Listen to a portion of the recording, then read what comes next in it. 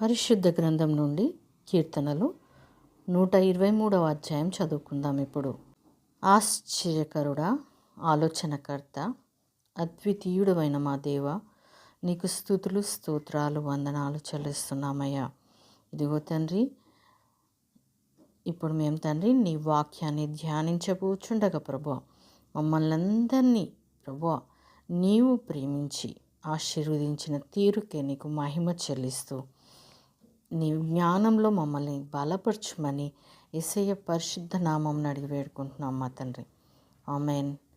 పరిశుద్ధ గ్రంథం నుండి 123వ అధ్యాయం చదువుకుందాం. ఇప్పుడు ఆకాశమందు ఆసీనుడవైన వాడా, నీ తట్టు నా కన్నులెత్తుచున్నాను. దాసుల కన్నులు తమ యజమానుని చేతి తట్టును, దాసి కన్నులు తన యజమానురాలి చేతి తట్టును చూచునట్లు మన దేవుడైన యెహోవా మనలను కరుణించు వరకు మన కన్నులు ఆయన తట్టు చూచుచున్నవి. యెహోవా, మేము అధిక తిరస్కారము పాలైతిమి.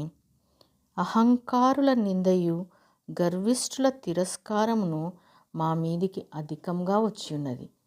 మమ్మును కరుణింపుము, మమ్మును కరుణింపుము.